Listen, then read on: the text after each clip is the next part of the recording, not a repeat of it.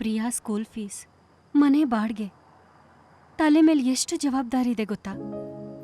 ನೀವೇನೋ term life insurance ತಗೊಳ್ದೆ ಹೋಗ್ಬಿಟ್ರಿ. PolicyBazaar.com ನಲ್ಲಿ 1 ಕೋಟಿ ರೂಪಾಯಿಯ ಟರ್ಮ್ ಲೈಫ್ ಇನ್ಶೂರೆನ್ಸ್ ತಿಂಗಳಿಗೆ 430 ರೂಪಾಯಿಯಿಂದ ಪ್ರಾರಂಭ.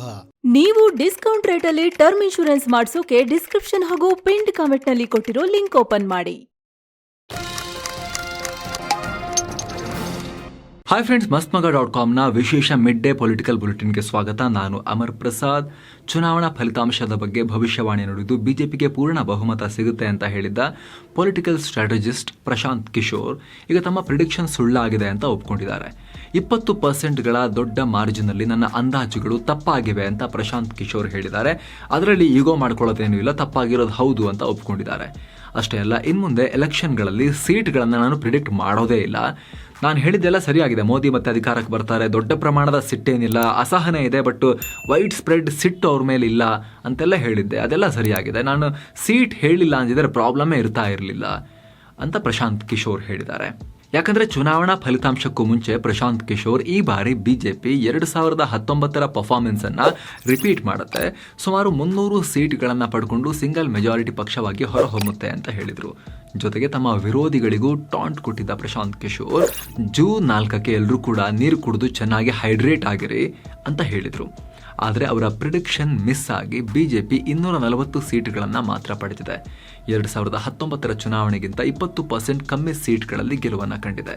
ಇದೇ ಕಾರಣಕ್ಕೆ ಇನ್ನು ಮುಂದೇನು ನಂಬರ್ಗಳನ್ನು ಪ್ರಿಡಿಕ್ಟ್ ಮಾಡ್ತೀರಾ ಅಂತ ಕೇಳಿದಕ್ಕೆ, ಇಲ್ಲ, ಇನ್ಮೇಲೆ ಚುನಾವಣೆಗಳಲ್ಲಿ ನಂಬರ್ಗಳನ್ನು ಹೇಳಲ್ಲ, ನಾನು ನನ್ನ ಮೌಲ್ಯಮಾಪನವನ್ನು ಜನರ ಮುಂದೆ ಇಟ್ಟಿದ್ದೆ ಅಷ್ಟೇ. ನನ್ನ ಅಸೆಸ್ಮೆಂಟ್ ತಪ್ಪಾಗಿದೆ. ಜನರಲ್ಲಿ PM ಮೋದಿ ಅವರ ಬಗ್ಗೆ ಕೆಲ ವಿಚಾರಗಳಲ್ಲಿ ಅಸಹನೆ ಇತ್ತು, ಆದರೆ ವ್ಯಾಪಕವಾದ ಕೋಪ ಇರಲಿಲ್ಲ ಅನ್ನೋದನ್ನು ನಾನು ಹೇಳಿದ್ದೆ. ಜೊತೆಗೆ ವಿರೋಧ ಪಕ್ಷಗಳಿಂದ ಯಾವುದೇ ಗದ್ದಲ ಇಲ್ಲದೆ ಇರೋದ್ರಿಂದ ಪೂರ್ವ ಮತ್ತು ದಕ್ಷಿಣ ರಾಜ್ಯಗಳಲ್ಲಿ ಬಿಜೆಪಿಗೆ ಸ್ವಲ್ಪ ಹೆಚ್ಚು ಸೀಟ್ಗಳು ಬಂದು ಪರಿಸ್ಥಿತಿ ಕಂಟಿನ್ಯೂ ಆಗುತ್ತೆ, ಇನ್ನೂ ಬೆಟರ್ ಆಗ್ತಾರೆ ಅಂತ ಹೇಳಿದ್ದೆ. ಆದರೆ ಅದು ತಪ್ಪಾಗಿ INDIA ಮೈತ್ರಿಕೂಟಕ್ಕೆ ಹೆಚ್ಚು ಸೀಟ್ಗಳು ಬಂದಿವೆ. ಆದರೆ ವೋಟ್ ಶೇರ್ ಲೆಕ್ಕಾಚಾರದಲ್ಲಿ ಹೆಚ್ಚಿನ ಬದಲಾವಣೆಯಾಗಿಲ್ಲ. ಬಿಜೆಪಿಗೆ 36% ವೋಟ್ ಶೇರ್ ಬಂದಿದೆ.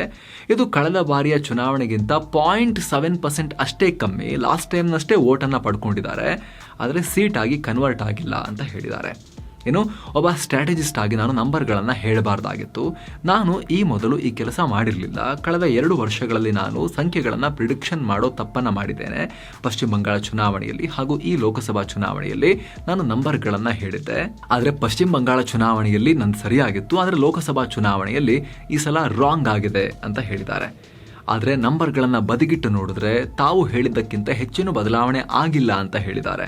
ಆ ಮೂಲಕ ತಮ್ಮ ಪ್ರಿಡಿಕ್ಷನ್ ಅಂತೆ NDA ಹಾಗೂ INDIA ಒಕ್ಕೂಟಕ್ಕೆ ವೋಟ್ ಶೇರ್ ಬಂದಿದೆ ಅನ್ನೋ ರೀತಿಯಲ್ಲಿ ಪ್ರಶಾಂತ್ ಕಿಶೋರ್ ಹೇಳಿದ್ದಾರೆ. ಮುಖ್ಯವಾಗಿ ಇನ್ನೂ 20-30 ವರ್ಷ ಬಿಜೆಪಿ ಪ್ರಮುಖ ರಾಜಕೀಯ ಶಕ್ತಿಯಾಗಿ ದೇಶದಲ್ಲಿ ಉಳಿಯುತ್ತೆ.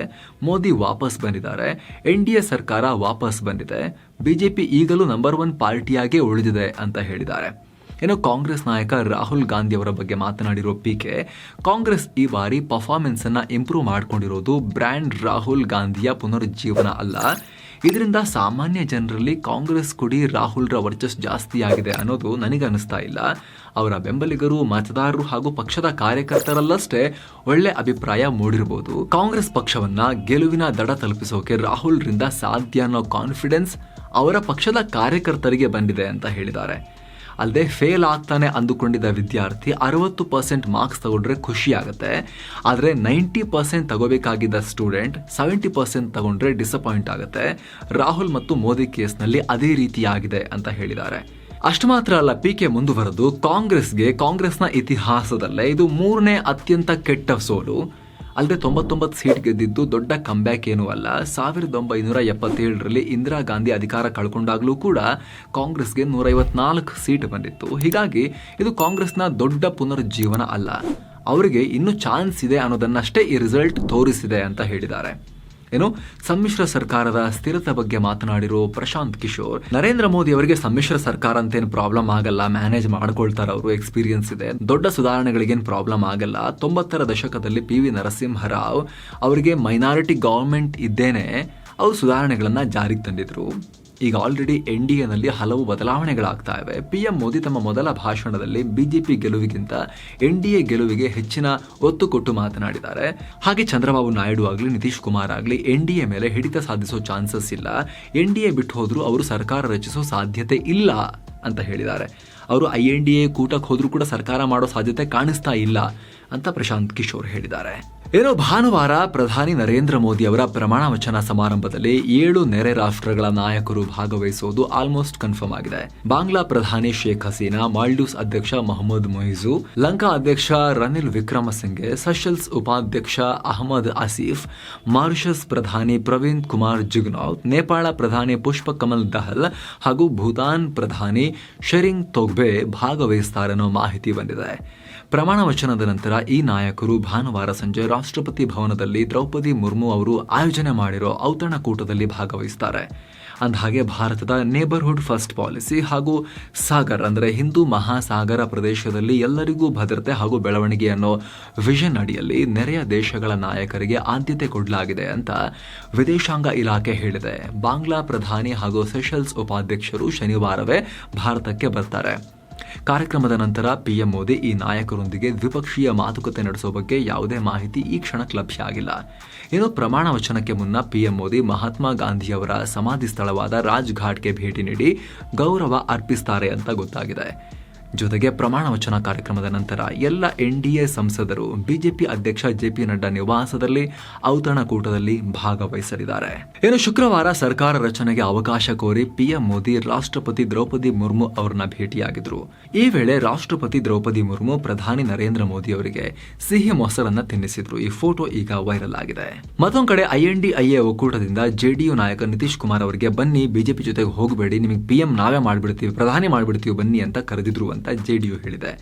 ಜೆಡಿಯು ನಾಯಕ KC ತ್ಯಾಗಿ ಈ ಬಿಗ್ ಸ್ಟೇಟ್ಮೆಂಟ್ ಕೊಟ್ಟಿದ್ದಾರೆ. INDIA ಒಕ್ಕೂಟದಿಂದ ಪ್ರಧಾನಮಂತ್ರಿ ಪೋಸ್ಟ್ ಆಫರ್ ಅನ್ನು ಕೊಡಲಾಗಿತ್ತು. ಈ ಹಿಂದೆ ನಿತೀಶ್ರಿಗೆ INDI ಒಕ್ಕೂಟದ ಸಂಚಾಲಕ ಸ್ಥಾನ ಕೊಡೋಕ್ಕೂ ಕೂಡ ನಿರಾಕರಿಸಿದ್ದ ಆ ನಾಯಕರು ಈಗ ಪ್ರಧಾನಿ ಮಾಡ್ತೀವಿ ಬನ್ನಿ ಅಂತ ಕರೆದಿದ್ರು. ಆದರೆ ಪಿಎಂ ಮೋದಿ ಲೀಡರ್ಶಿಪ್ನಲ್ಲಿ ನಾವು NDA ಜೊತೆಗೆ ನಿಲ್ತೀವಿ, ಆ ಆಫರ್ ಅನ್ನ ರಿಜೆಕ್ಟ್ ಮಾಡಿದ್ದೀವಿ, ಈ ವಿಚಾರವಾಗಿ ಹಿಂದೆ ತಿರುಗಿ ನೋಡೋ ಪ್ರಶ್ನೆನೇ ಇಲ್ಲ ಅಂತ ನಿತೀಶ್ ಕುಮಾರ್ ಹೇಳಿದ್ದಾರೆ ಅಂತ KC ತ್ಯಾಗಿ ಜೆಡಿಯು ನಾಯಕ ಹೇಳಿಕೆ ಕೊಟ್ಟಿದ್ದಾರೆ. ಆಂಧ್ರ ಪ್ರದೇಶ ವಿಧಾನಸಭಾ ಚುನಾವಣೆ ಹಾಗೂ ಲೋಕಸಭೆಯಲ್ಲಿ ಹೀನಾಯ ಪ್ರದರ್ಶನ ತೋರಿಸಿದ ಮಾಜಿ ಸಿಎಂ ಜಗನ್ ಮೋಹನ್ ರೆಡ್ಡಿ ಅವರ YSR ಕಾಂಗ್ರೆಸ್ ಪಾರ್ಟಿಗೆ ಸಂಕಷ್ಟ ಎದುರಾಗಿದೆ. ಆಂಧ್ರದಲ್ಲಿ YSRCP ಸದಸ್ಯರ ಮೇಲೆ ಹಲ್ಲೆ, ಸರ್ಕಾರಿ ಆಸ್ತಿ ನಾಶ ಮಾಡಲಾಗ್ತಿದೆ ಅಂತ ಪಕ್ಷ ರಾಷ್ಟ್ರಪತಿಗೆ ಪತ್ರ ಬರೆದಿದೆ. ಪಕ್ಷದ ಕಾರ್ಯಕರ್ತರ ಮೇಲೆ ಸಂಘಟಿತವಾಗಿ ಹಲ್ಲೆ ಮಾಡಲಾಗ್ತಾ ಇದೆ. ರಾಷ್ಟ್ರಪತಿ ಮಧ್ಯಪ್ರವೇಶಿಸಿ ಆಂಧ್ರದ ಕಾನೂನು ಸುವ್ಯವಸ್ಥೆಯನ್ನ ಕಂಟ್ರೋಲಿಗೆ ತಗೋಬೇಕು ಅಂತ YSRCP ಕೇಳಿಕೊಂಡಿದೆ. ಇದೇ ರೀತಿಯ ಪತ್ರಗಳನ್ನು ಆಂಧ್ರ ರಾಜ್ಯಪಾಲ S ಅಬ್ದುಲ್ ನಜೀರ್ ಹಾಗೂ DGP ಹರೀಶ್ ಕುಮಾರ್ ಗುಪ್ತಾಗೂ ಕಳಿಸಲಾಗಿದೆ. ಜೂನ್ 4ರ ಚುನಾವಣಾ ಫಲಿತಾಂಶದ ನಂತರ ಹಲವು ಹಿಂಸಾತ್ಮಕ ಘಟನೆಗಳಲ್ಲಿ ಪಕ್ಷದ ಕಾರ್ಯಕರ್ತರನ್ನ ಟಾರ್ಗೆಟ್ ಮಾಡಲಾಗ್ತಾ ಇದೆ ಅಂತ YSRCP ಹೇಳಿದೆ. ಅಂದಹಾಗೆ 2019ರಲ್ಲಿ YSRCP ಅಧಿಕಾರಕ್ಕೆ ಬಂದಾಗಲೂ ಕೂಡ ಇದೇ ರೀತಿಯ ಇನ್ಸಿಡೆಂಟ್ಸ್ ಆಂಧ್ರದಲ್ಲಿ ಆಗಿದ್ವು.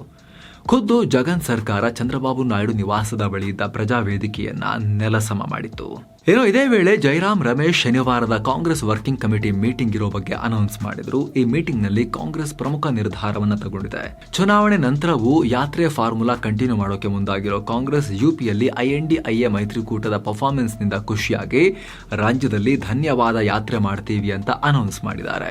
ಜೂನ್ 11ರಿಂದ 15ನೇ ತಾರೀಕಿನವರೆಗೆ ರಾಜ್ಯದ ಎಲ್ಲ 403 ವಿಧಾನಸಭಾ ಕ್ಷೇತ್ರಗಳಲ್ಲಿ ಕಾಂಗ್ರೆಸ್ ನಾಯಕರು ಯಾತ್ರೆ ಮಾಡ್ತಾರಂತೆ. ಇದರಲ್ಲಿ ಪಕ್ಷದ ಸೀನಿಯರ್ ಲೀಡರ್ಗಳು, ಪಾರ್ಟಿ ವರ್ಕರ್ಗಳು ಪಾಲ್ಗೊಳ್ಳೋ ನಿರೀಕ್ಷೆ ಇದೆ. ಯಾತ್ರೆ ವೇಳೆ ವಿವಿಧ ಸಮುದಾಯಗಳ ಜನರಿಗೆ ಸಂವಿಧಾನದ ಪ್ರತಿಯನ್ನ ಕೊಟ್ಟು ಗೌರವಿಸಲಾಗುತ್ತೆ ಅಂತ ಕೂಡ ಹೇಳ್ತಾ ಇದ್ದಾರೆ. 80 ಲೋಕಸಭಾ ಸೀಟ್ ಇರೋ UPಯಲ್ಲಿ 8ರಲ್ಲಿ ಕಾಂಗ್ರೆಸ್ ಹಾಗೂ 37 ಕ್ಷೇತ್ರಗಳಲ್ಲಿ SP ಗೆದ್ದಿತ್ತು.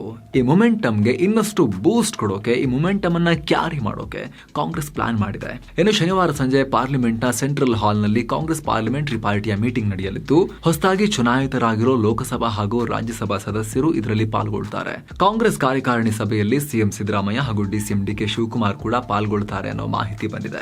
ಏನು ಚುನಾವಣೆಯಲ್ಲಿ 99% ಸೀಟ್ ಪಡೆದಿದ್ದ ಕಾಂಗ್ರೆಸ್ ಈಗ ಸೆಂಚುರಿ ಹೊಡೆದಿರೋ ತರ ಕಾಣಿಸ್ತಾ ಇದೆ. ಯಾಕಂದ್ರೆ ಮಹಾರಾಷ್ಟ್ರದ ಸಾಂಗ್ಲಿ ಕ್ಷೇತ್ರದಿಂದ ಇಂಡಿಪೆಂಡೆಂಟ್ ಆಗಿ ಗೆದ್ದ ರೆಬೆಲ್ ಅಭ್ಯರ್ಥಿ ವಿಶಾಲ್ ಪಾಟೀಲ್, ಮಹಾರಾಷ್ಟ್ರದ ಮಾಜಿ ಸಿಎಂ ವಸಂತ್ ದಾದಾ ಪಾಟೀಲ್ ಮೊಮ್ಮಗ ವಿಶಾಲ್ ಪಾಟೀಲ್ ಕಾಂಗ್ರೆಸ್ಗೆ ಬೆಂಬಲ ಕೊಟ್ಟಿದ್ದಾರೆ.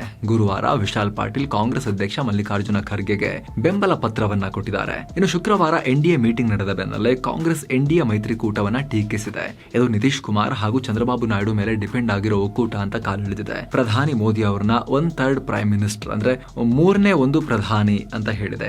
ಕಾಲ್ಭಾಗ ಪ್ರೈಮ್ ಮಿನಿಸ್ಟರ್ ಅಂತ, ಹೆಚ್ಚು ಕಮ್ಮಿ ಕಾಲ್ಭಾಗ ಅಲ್ಲ, 3/1 ಭಾಗ. ಕಳೆದ 10 ವರ್ಷಗಳಲ್ಲಿ ಪಿಎಂ ಮೋದಿ ಎನ್ಡಿಎ ಅನ್ನೋ ಪದವನ್ನ ಎಷ್ಟು ಬಾರಿ ಬಳಸಿದ್ರು ಅದಕ್ಕಿಂತ ಹೆಚ್ಚಿನ ಸಲ ಶುಕ್ರವಾರದ ಒಂದೇ ಭಾಷಣದಲ್ಲಿ ಬಳಸಿದ್ದಾರೆ.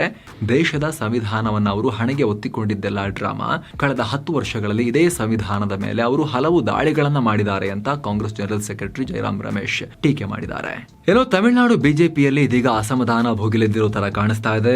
ರಾಜ್ಯದ ಬಿಜೆಪಿಯ 2ನೇ ಸಾಲಿನ ನಾಯಕರು ಇದೀಗ ಬಿಜೆಪಿ ರಾಜ್ಯಾಧ್ಯಕ್ಷ ಕೆ ಅಣ್ಣಾಮಲೈ ವಿರುದ್ಧ ಅಸಮಾಧಾನ ಹೊರಹಾಕಿದ್ದಾರೆ. ಅಣ್ಣಾಮಲೈರ ತಪ್ಪಾದ ಕ್ಯಾಲ್ಕುಲೇಷನ್ ನಿಂದ ಎಐಎಡಿಎಂಕೆ ಜೊತೆಗಿನ ಸಂಬಂಧ ಕಡ್ಕೊಂಡ ನಿರ್ಧಾರ ದುಬಾರಿಯಾಗಿ ಪರಿಣಮಿಸಿದೆ ಅನ್ನೋ ಅಭಿಪ್ರಾಯಗಳನ್ನ ವ್ಯಕ್ತಪಡಿಸ್ತಾ ಇದ್ದಾರೆ.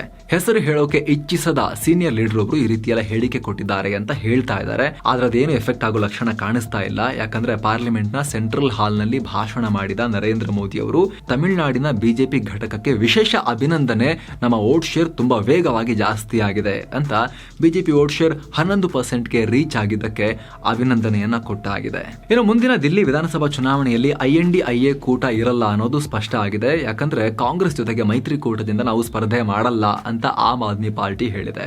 ಕಾಂಗ್ರೆಸ್ ಜೊತೆಗಿನ ಐಎನ್ಡಿಐ ಮೈತ್ರಿಕೂಟ ನಮ್ದು ಲೋಕಸಭಾ ಚುನಾವಣೆಗೆ ಮಾತ್ರ, ವಿಧಾನಸಭಾ ಚುನಾವಣೆಯನ್ನ ಇಂಡಿಪೆಂಡೆಂಟ್ ಆಗಿ ನಾವು ಸ್ವತಂತ್ರವಾಗಿ ಸ್ಪರ್ಧಿಸ್ತೀವಿ ಅಂತ ಆಮ್ ಆದ್ಮಿ ಪಾರ್ಟಿಯ ದಿಲ್ಲಿ ಸಂಚಾಲಕ ಗೋಪಾಲ್ ರಾಯ್ ಹೇಳಿದ್ದಾರೆ. ಸೊ ಫ್ರೆಂಡ್ಸ್, ಇದಾಗಿತ್ತು ಮಸ್ತ್ಮಗ.com ನ mid day special political bulletin. ರಾಷ್ಟ್ರ ರಾಜಕಾರಣದ ಈ ರೋಚಕ ಬೆಳವಣಿಗೆಗಳು ಕಂಪ್ಲೀಟ್ ಆಗಿ ಸೆಟಲ್ ಆಗೋ ತನಕ ಮಧ್ಯಾಹ್ನದ ವಿಶೇಷ ಸಂಚಿಕೆ ಮೂಲಕ ನಿಮಗೆ ಮಾಹಿತಿಯನ್ನು ಹೊತ್ತು ತರೋ ಪ್ರಯತ್ನವನ್ನು ನಾವು ಮಾಡ್ತಾನೆ ಇರ್ತೀವಿ. ನೀವೇನೂ ಕೂಡ ಸಬ್ಸ್ಕ್ರೈಬ್ ಮಾಡಿಲ್ಲ ಈ ಚಾನಲ್ಗೆ ಅಂದ್ರೆ ಈ ಕೂಡಲೇ ಸಬ್ಸ್ಕ್ರೈಬ್ ಮಾಡಿ, ಪಕ್ಕದ ಬೆಲ್ ಐಕಾನ್ ಮೇಲೆ ಕ್ಲಿಕ್ ಮಾಡಿ ಅನ್ನೋದು ನಿಮ್ಮಲ್ಲಿ ನಮ್ಮ ಮನವಿ. Thank you so much. ಮತ್ತೆ ಭೇಟಿ ಆಗ್ತಿರೋಣ. ನಮಸ್ತೆ.